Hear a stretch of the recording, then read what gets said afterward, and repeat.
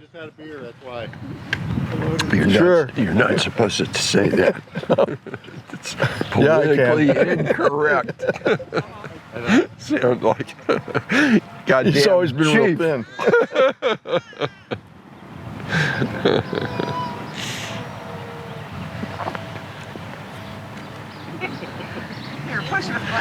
Speaking of the chief, what do you hear from Jeff? He is in contact with him all the time. Oh, okay, good.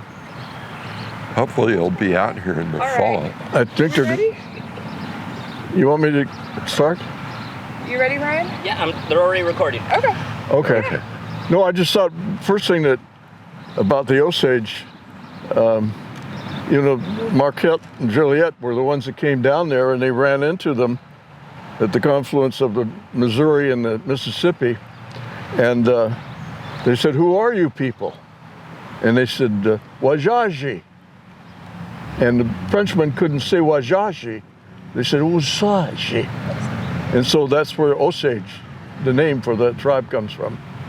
And we are a Siouan tribe, and the language we speak is called Dehengian Sioux. And actually is very similar to the Sioux. And so many other tribes are the Sioux talkers, like the Crows. I was out on the Oceanside Pier, and these guys were talking. I could understand some of the things they were saying. And I said, "What tribe are you from?" And they said, "The Crows." I had no idea that Crows were like that. But the Otos, the Kansa, the Omaha, they're all Dehengian Sioux speakers. And Greg, what is the tribe that John Barry? Quapaws. They're also in the Osage speaking group. And our family originates from one of the people that came down with the French, the Rivards, and our common ancestor is Mary Rivard McGuire, and the Rivards happen to be the largest family in the Osage. Now, did you know all that? I knew some of it. Yeah. And we have a copy of a marriage contract that was drawn up in Kansas City, which is on the Missouri River on the west end of Kansas, between two of our relatives, and it was a contract dated 1827 because there wasn't a priest around to marry them. Yeah. Was that the Chalafu? I think so. Yeah. Anyway, there were several branches of the Rivard family, and the one that we're from had Uncle Charlie, Uncle Saul, Uncle Alex, Uncle Billy, and Grandmother McGuire, Rivard McGuire, my grandmother, your great-grandmother, and Aunt Minnie. And so from that, we have quite a few Rivards all over the place. And that thing that you got started in Tallgrass Prairie Preserve, the guy who was driving our car was a Rivard, and I said, "Well, where were you from originally?" He was up from wine country, and I said, "Well, what Rivard do you trace yourself back to?" He said, "Uncle Charlie." And Uncle Charlie was married so many times I can't. Do you know that? No. How many times Uncle Charlie was married? No, I don't. Kelly, I thought you saw it on Ancestry. Anyway. I thought he was only married once. No, that's our Uncle Charlie. This is a different, yeah, okay. He's the old Uncle Charlie. Yeah. Yeah. So, Dad, can you tell me how Galen's related to you? Galen's mother was my mom's father's older sister. Say the name. So let me say that again. Galen's mother, Ethel, was the oldest of the McGuire kids, and her younger brother was Leo. Leo was my mom's father. So my mom and Galen were first cousins. Yeah. Because Leo and Ethel were Brother, sister. Yep. Ethel had 4 brothers. she had a sister that died real early. And she had Uncle Leo the first, Uncle Bird, Uncle Charlie, Uncle Ted, and then Uncle Charlie. That's the that's what I'm confused. And he was only married once. Yes. Yeah, that's what. And he didn't get married till he was in his 40s. Yeah, and the family gossip is he married the caretaker for his mother, a nurse. Yes, he was their chauffeur. Yeah, and Uncle Leo, your Uncle Leo, my grandfather Leo, always caused a little problem in the family with gossip about this or that. He gossiped that Ted's wife had tuberculosis. That started a big fight. Yeah. And he gossiped that Aunt May, Uncle Charlie, she stole this young man. Aunt May, yeah. Well, Aunt May had a real fashionable boutique in Tulsa. I mean, it was a really swanky place. She used to have models for clothes every year with a big staircase in the building itself. And then he ended up marrying her, and that was kind of a scandal at that time. Yeah, but and then what happened when the Osage murders were occurring? I didn't know this till I started reading these books, but they all came out here. My mother and father came out because my dad's sister, Aunt Addie, and her husband, Uncle Waldo, were running horses at the Caliente. And so they came out to see them right after they got married. And they liked San Diego, so they stayed there and built a couple of houses, and all of us kids were born there. So, Galen, what year was that? That was 21 that they came out here. And Mary was born, I think, the end of 21, and Andrew was born in 1925, and I was born in 1929. And actually, I think Joy, your mother, was born in 1925. She and Angela are about the same age. She was born in 24. Okay, and she lied to my father. Oh, Angela was born in 24. You're right. Angela and Joey were the same age. No, they were. And Angela knew that Joey had lied to my dad. He was at USC during World War II, and he was 1 year younger than her by 11 months. Yeah. So she reversed the date, and she went to her grave with him thinking he was 1 month older than her when he was really 11 years younger. And we only could confirm it through two sources at the time, because she'd lied on her driver's license.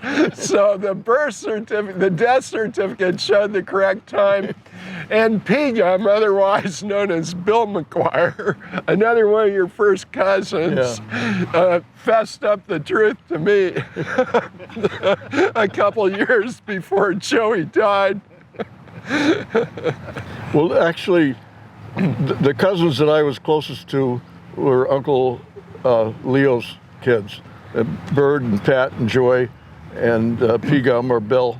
And then later on, Tony came along. Yeah. And I wasn't really, well, I was around with Tony. I had to babysit him one time. Whoopee! Never again. So anyway, so I was the youngest one, and I can remember vividly a lot of the things that happened, but one of the things that really sticks out in my mind was one Easter Sunday. I must have been 4 and a half, almost 5, because we went back to Oklahoma when I was 5. And Pat, well, we were all, I was in on it, I was going like, you know, and they were going, grabbing these things and eating them, and this Bobby Carlin, who was a friend of Bill's, was there, and his parents were there. He said, "What are you doing?" And I said, "Well, we're eating invisible chocolate Easter eggs." And he said, "How do you do that?" And they said, "Well, you have to join our club so you can see the Easter eggs and eat them." And then they'd grab another one and eat them. "Well, what do I have to do?" Well, they had, where Uncle Leo, at that time, they had a big old giant house with stables out in the back. And they said, "Well, you have to go in this little room was like a chicken coop room, and take off all your clothes. And Bob McCartney said, no, everyone will be looking at me. No, we'll just go in there, and you can just take off your clothes. And he did, and all these people were peeping through the holes in the wood. And so he had all his clothes off, and Bert was up above and threw an old oil can on him, and then they threw feathers on him. He started crying and howling, and they all ran out and jumped over a big fence, and I couldn't climb it. And I got caught with all the parents came out here. Anyway, we did things like that frequently. And that was where? It was on Portland Street in LA. It was right near USC, actually. I think it was right near where a lot of fraternity houses were. And then in 1935, was amidst the Depression, we moved back to Oklahoma. I think it's to be near where the source of the Osage Czech was. And so I was really, from 5 to 12, I was brought up in conjunction with the Osage. And so I saw the Inwanshka and all the other things. And we had Osage's foster kids staying with us, Gussie Petsamoy and Angie Malone. Actually, Angie Malone's granddaughter is the head of the Osage Congress now. That's Angie Pratt. And Gussie Petsamoy, I don't know if there are any Petsamoys, but that means firewalker, Petsamoy. And in case anyone wants to know, because it's been a fondness of much of this family, Petsani means fire water. And that was the downfall of many of us. Well, it's a bad combination, Indian and Irish. Yeah. And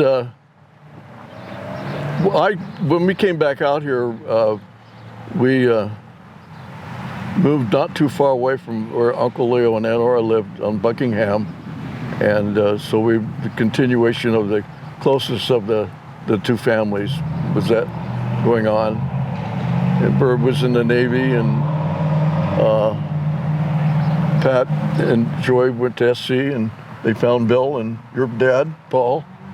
And Bill McGuire, I remember, was in that Merchant Marine and went out to the South Pacific, and then came back, and I don't know if he joined or was drafted into the Army. I think he joined. I think he joined. Yeah. He was in the constabulary in Germany. And yes, they were like the police force to occupy Germany. And yeah, nice way to say it. The occupying troops after the war was over. Yeah. His father, Leo, Galen's uncle, claimed that that army of occupation ruined Bill for the rest of his life. He got used to getting girls with nylons and chocolate candy. And when he was there, he met this Dimitri Hariluk. And I guess he talked to Uncle Leo and Aunt Ora into sponsoring him, didn't he? Yeah, they sponsored displaced person, Dimitri. Yeah. What was his last name? Hariluk. Hariluk, he was Polish. They claimed he was the original Polish John Holmes. He was. And he told me one time that his parents or his brother or something had been machine gunned by I don't know if the Einsatzgruppen or the regular German troops, and they took him back to Germany as an agricultural worker. And then with the end of the war, he had no place to go, and he hung around the army camps, so that was a DP, displaced person designation. And then he brought him over here, and oh, sorry, Galen. I was just going to ask, when you were growing up, when you were back in Oklahoma, how much were your parents celebrating the Osage culture? And by contrast, your grandparents, Leo and Ora, quite a bit, because were they celebrating it? I know Dad was going to the Sweats in the Native American church that Greg and Grant, my other grandkids or grandsons, have gone to. And I was too young to go there because it's kind of, I don't know, how old do you have to be, Grant, do you know? Well, I think Cody was around 15 or so. Because in the sweats you have to take poison, and the idea of it is to purify yourself internally and externally by sweating, and then the next day you go to the Native American church. It's a peyote church. So. Leonora, my grandparents, didn't really celebrate the Osage. At the time, there was still a fair amount of prejudice towards Indians, and Ora was always, how shall I put this, gently speaking, a bit of a social climber.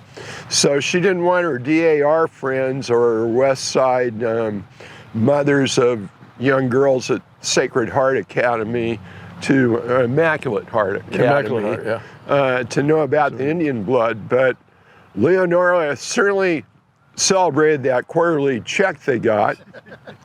How much was it relative to their income? Were they able to not work off that check? No. It was, during the Depression, it went way down, like it's gone down now. In the last 4 or 5 years, it's gone down quite a bit. Probably it was 10 to 15% of their income in good years, and 5 to. It wasn't 2 or anything like it 3. was in the 20s, because they were essentially very rich people in the 20s.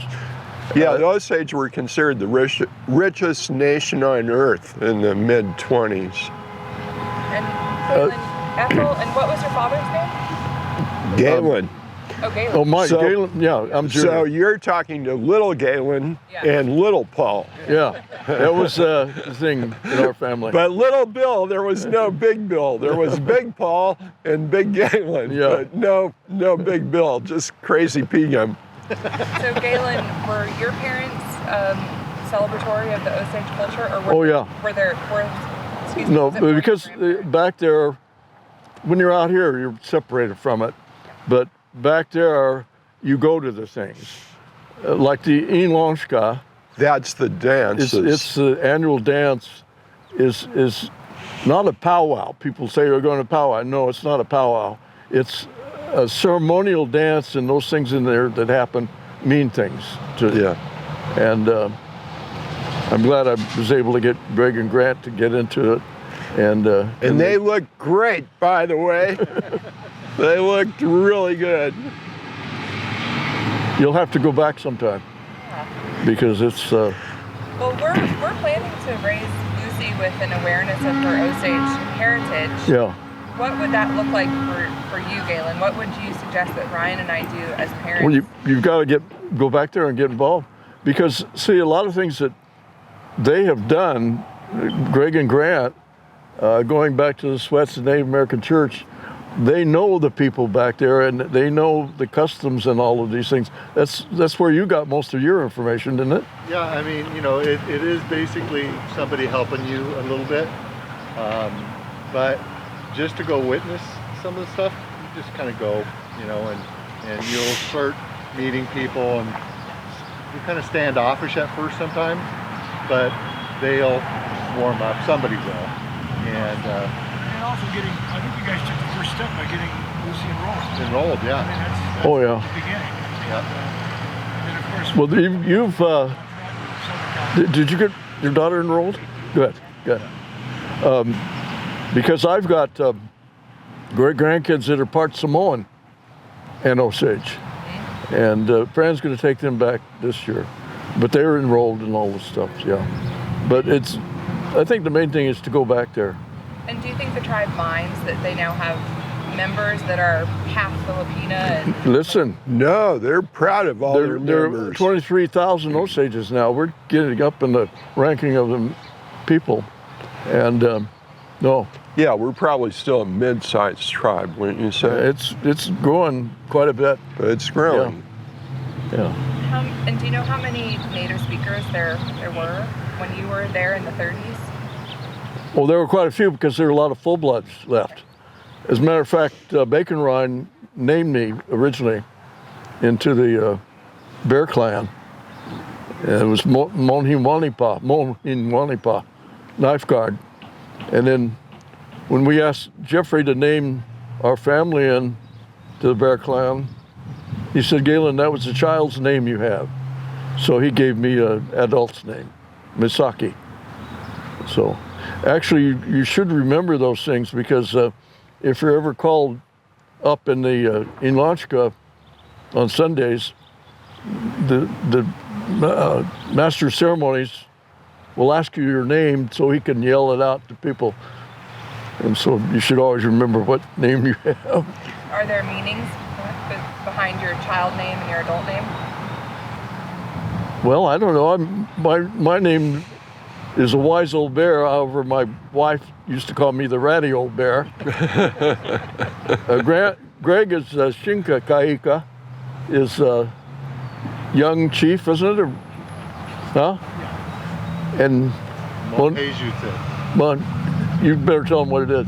Red Knight. Red Knight. So, yeah, you should know what your name is. And actually, that's it. Go back there and get involved with the people.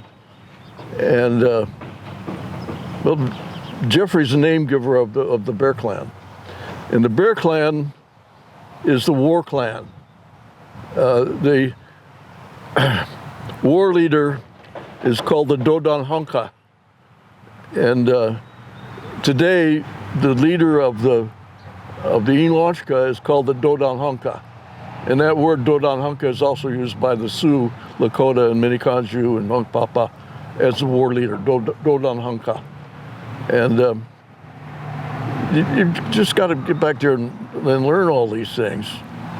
The Osages have two branches of the tribe. One is the Zitsu, and the other is the Honka. And Zitsu are the sky people, and the Honka are the earth people. And then the sky people came down and civilized the earth people, and the Zitsu were so civilized they wouldn't go fight any wars, which is understandable. And so the wars are conducted by the Honkas, and the leader of the Honkas is the Dodang. He's Dodan Honka. And we happen to be Honkas in the Honka branch of the thing. So Dad, as a descendant of Leo, McGuire, and Ethel, does that make all of the Leo and Aura descendants, like the Swinney kids, are they also then part of the Bear Clan? No, they're part of the Honka branch. There are all kinds of clans within the Honka, and the Zitsu. Sun Carrier clan is like that's Jeff's Julie Standing Bear is the Sun Carrier clan. That's in the Zitsu branch of the tribe.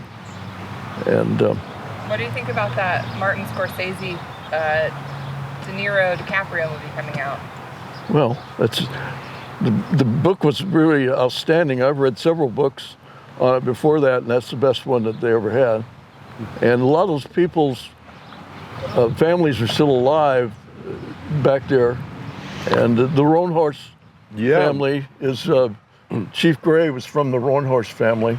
Yeah, remember when the chief took us to the graveyard at Gray Horse? And he said, be very respectful here, because some of these people were victims of those Osage murders. Yeah.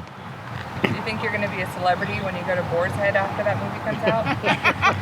He already is. They all know the chief. He comes in there when there's a meeting. I hope we can start having meetings again. I don't know if Greg does them. No, I hopefully we will once we get a COVID clearance to do this. And that'd be a great way to get Lucy and introduced to the crew. And actually, if you're interested in that, go to the meetings, and Jeff will, and there are other people there that are important in the structure. I think it's important. But there are a lot of people that are Osages that don't even know things like the sweat lodges exist and the Native American Church exists. Or how to get a name. I just gave you those old Osage names because we were going to one of the picnics down here in Carlsbad when you were little kids, and I got Joey to make me up 3 different colored shirts. One said Little Trees, that's you, Annie. One said 2 Dogs. The source of that will remain unspoken. That's Leo. And then Iron Eyes, that's Tori. Galen, can you tell us any stories about your grandparents, about Ethel's parents? Oh, you mean Grandmother McGuire? And Joel McGuire was the Irishman. And I met him once or twice. He, was a very good-looking man, and he was also a fiddler. So the old passion fiddle. And he would go and play at the barn dances and everything, and I guess he had a roving eye and like too many other women, and so Grandmother McGuire was very stern, wouldn't put up with that, so she divorced him. So I did meet him when we went back to Tulsa when I was 5. Wouldn't put up with that, so she divorced him. So I did meet him when we went back to Tulsa when I was 5. And later on, he gave me his 6-gun. He was a first U.S. Marshal in Indian Territory. And I guess I was one of the only grandchildren he'd ever seen. And he gave me his holster, and I saw it once or twice, and I think the folks had to sell it because of the Depression. It's sad. Yeah. But that's all I saw. Grandmother McGuire was very aristocratic. It scared the hell out of you. Yeah, and then that book that was put together for Really? the powwow that Greg sponsored, they talk about the kids ran to the front yard and said, "Daddy's coming, Daddy's coming." And it was coming down the street in a carriage with a different woman with flying curly red hair. It went right past Mary McGuire's house. Well, the divorce ended.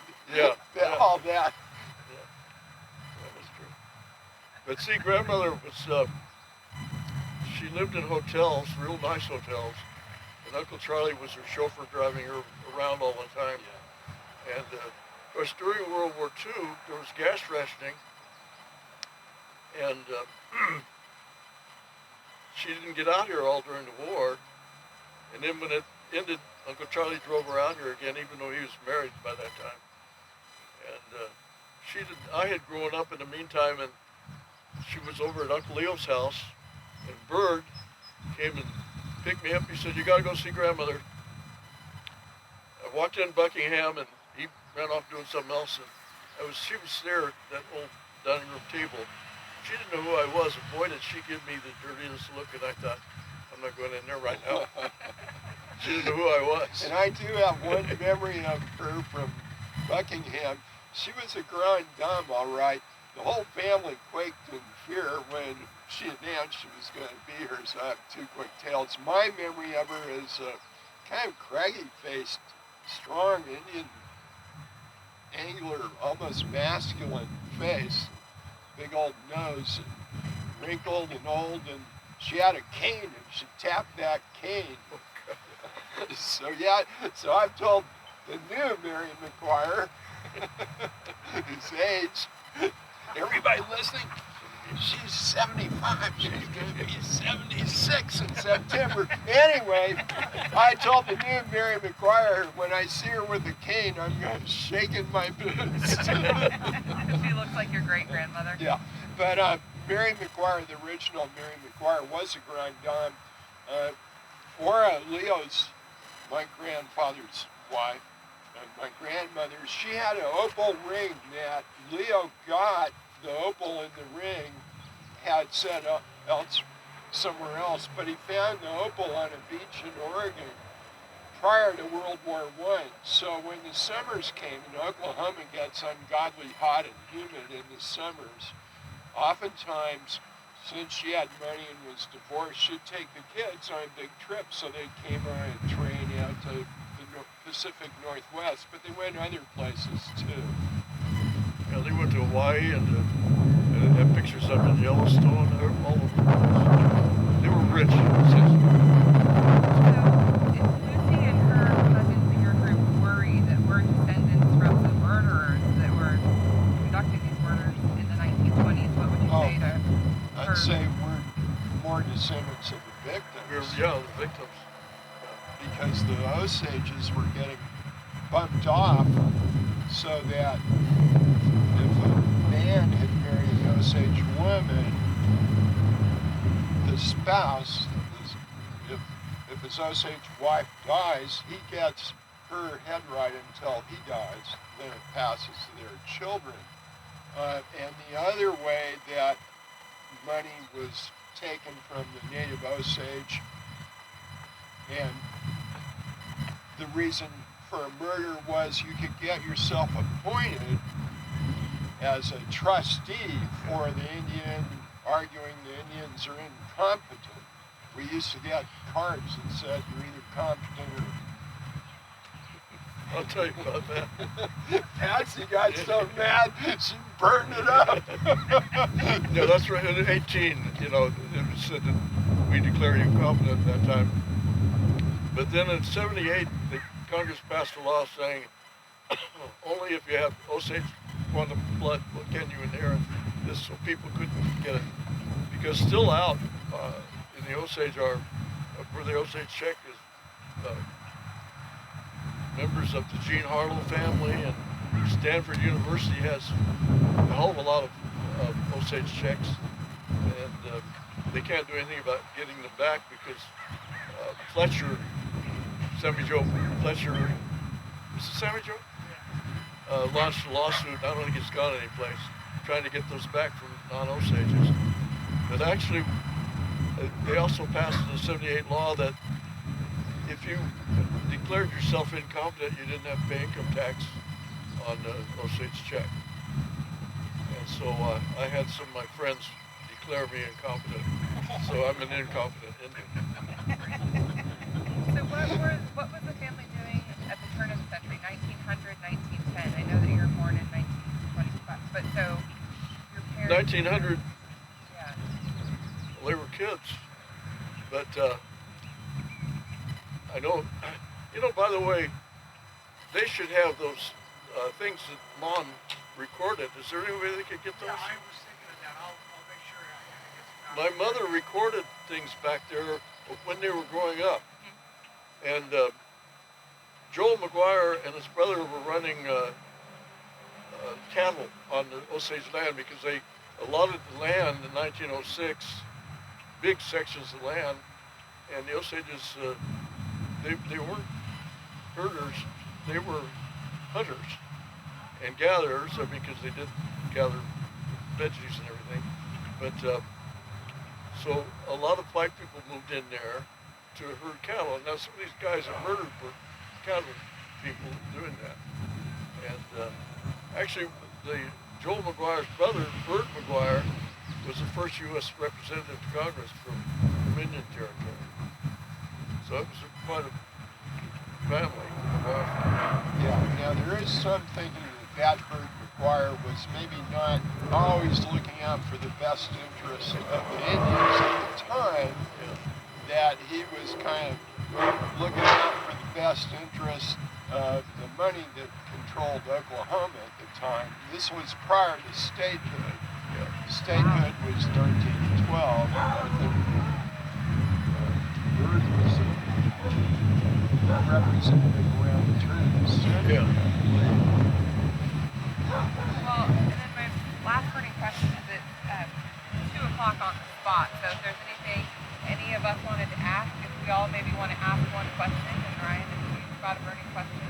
But my burning question is, tell me about your hats. You both were veterans. When did you serve? What did you serve? I mean, this is a very stratospheric level. Well, actually, we got these because they built a monument back there, and then they issued these hats about time with it. Well, we had to go buy them for ourselves. like a vet, nothing's too good, and that's what they get, nothing. So we got nothing for being Osage vets, but we are.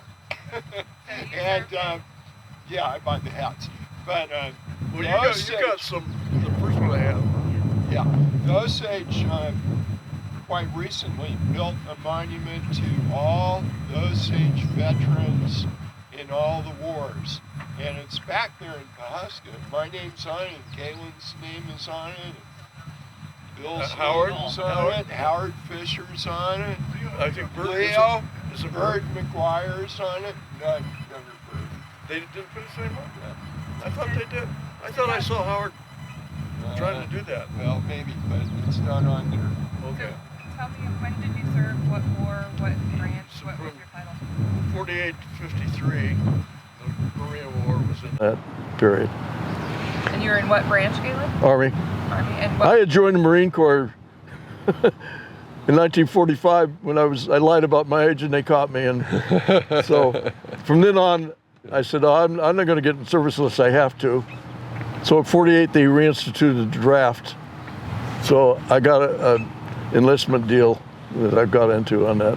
Otherwise, I wouldn't have been in the Army, but it's all right. And how many tours of Korea did you do? Oh, no, 48 to 53 was the all time I was in, yeah. But you were in the reserves by Yeah. the time the By the Korean time, conflict yeah, you started. were in the reserves then, yeah. Yeah, and I had joined the Naval Reserve as a senior in high school and stayed in it all through college, and then served 3 years active duty as a naval officer in Vietnam. And I had 2 6-month tours in Vietnam, and the rest of the time I was down in Coronado, San Diego. Weren't you shore patrol? Yeah, I did 2 months of shore patrol. That was interesting. And I had seen the insides of almost every jail in San Diego County and 2 in the federal prison in Tijuana, and even worse than the federal prison, the municipal jail in Tijuana. But I was in uniform at the time, and looking at it from the outside, we were taking lunches to people who couldn't get out. Like the poor old Marine Eskimo who got in a fight, he didn't have enough money to pay the cab fare, took a gun away from a Mexican cop and shot him. That guy was locked up in the federal pen forever till his Eskimo family had enough money to bail him out, which they never would have. So once a week, the shore patrol would take him a couple sandwiches. Anybody have any burning questions? Well, I'm just going to throw one out for Dad that might be helpful. Any good books about the Osage that you would recommend? Well, the Burns book on Osage clans and names, it tells you all of the names that you should have for the various clans. That's Lewis Burns? Lewis Burns. And they've got those back there, I think, don't they? And how about, what do you think about John Joseph Matthews? Oh, he was the best. And the Osage by John Joseph Matthews. Okay. He wrote several of them, but that really tells a lot about what's good them. about that, it goes into the mythology component of our tribe about the Zitsu, the Hunka, and then the isolated earth people. Yeah. The real screw-ups. And you guys found out a lot about the Sweats from his book, didn't you? Yeah, they have a really good chapter about the origins of the Native American church in the Osage. It didn't start with the Osage. Yeah. It came to the Osage. And it's a real good chapter about what goes on. Family members of Osage, your family Osage, what cemeteries are they buried in back home? The summer? What cemeteries are your family members in Prospect? Well, actually, my and Grandmother McGuire folks are up there in the Pawhuska Municipal Cemetery, and my wife is up there, and we have a grave plot up there. Yeah, and there's a little gossip about poor Rachel. Her cheap-ass husband won't correct the misspelling on his name because he figures he's going to be laid right next to her, and he'll get a deal from the stone cutter when he gets laid to rest, and Rachel will be spelled correctly. But actually, the Revard grandparents are in the Revard Crumbly graveyard right up near where the original allotment was for the McGuire, for Grandmother McGuire. And I don't know if I could ever tell you where it is because it's one of the most isolated places I've ever been. And we followed Lou Burns up there. He said, the graveyard's right over there. He says, I've got to go up to Kansas. He left us there, and we found the graveyard, and one of the tombstones was kind of askew, and we straightened it out. And then when we started back, we got lost. I mean, it is isolated. And came to a fork in the road. If you want to ever see it, you got to get someone that knows where the Trumbull graveyard is. You know who would? I'm pretty darn sure would be some of Angela's kids. Who? The Robinsons.